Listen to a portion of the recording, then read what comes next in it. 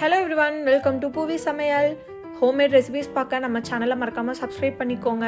இன்னைக்கு வீட்லேயே fresh and சாஃப்டான பன்னீர் எப்படி செய்கிறதுன்னு தான் பார்க்க போகிறோம்.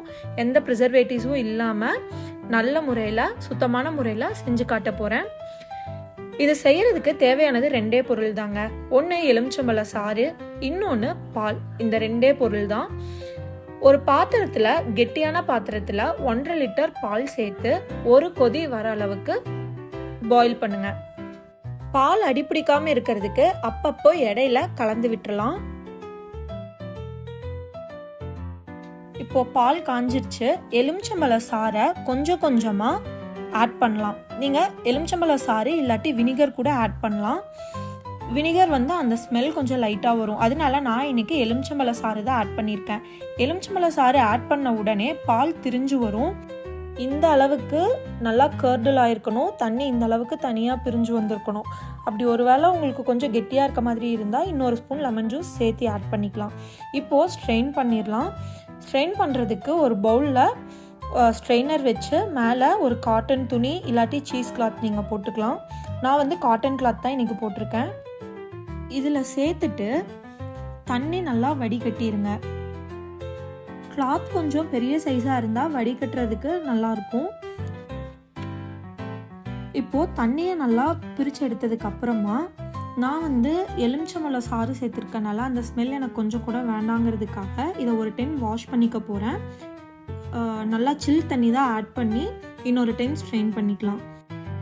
இந்த மாதிரி லைட்டாக தான் தண்ணியை நம்ம பிழிஞ்சு எடுக்கணும். ரொம்ப எல்லா தண்ணியும் நீங்கள் கையிலே பிழிஞ்சு எடுத்தீங்கன்னா பன்னீர் சாஃப்டாக வராது, ரொம்ப ட்ரை ஆயிரும், அப்புறம் க்ரம்பிளாக தான் வரும். இப்போ ஷேப் பண்ணிக்கலாம்.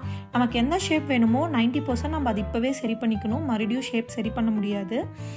நான் ஸ்கொயர் ஷேப் ட்ரை பண்ணியிருக்கேன். இப்போது மேலே வெயிட் வச்சுட்டு 2 மணி நேரம் அதையை டிஸ்டர்ப் பண்ணாமல் விட்டுறணும். குறைஞ்சது ஒரு 1.5 மணி நேரமாச்சும் விடணும். 1.5 மணி நேரத்துக்கு அப்புறம் எடுத்து பார்ப்போம்.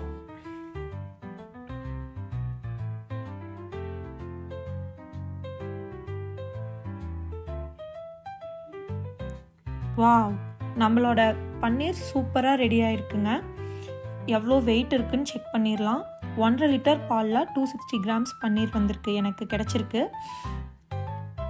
இதை நீங்கள் ஃப்ரிட்ஜில் ஒரு கொஞ்ச நேரம் வச்சுட்டு கட் பண்ணிங்கன்னா இந்த மாதிரி உடஞ்சி வராமல் ஈஸியாக நல்லா நீட்டான ஷேப்பில் கட் பண்ணிக்கலாம். நல்லா ஃபிம்மாக இருக்கும். நான் ஃப்ரிட்ஜ்லலாம் வைக்கலிங்க, அதனால தான் ஓரெல்லாம் கொஞ்சம் உடஞ்சி வந்திருக்கு. அவ்வளோதாங்க, வீட்டிலே செஞ்ச சூப்பர் ஃப்ரெஷ் அண்ட் சாஃப்டான பன்னீர் ரெடி ஆயிடுச்சு.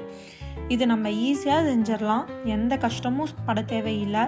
இப்போ நம்ம கடையில் வாங்குறதுல நிறையா ப்ரிசர்வேட்டிவ்ஸ்லாம் ஆட் பண்ணுறாங்கன்னு சொல்கிறாங்க. ஸோ இந்த மாதிரி நம்ம வீட்டிலேயே ஹெல்த்தியாக செஞ்சுக்கலாம்.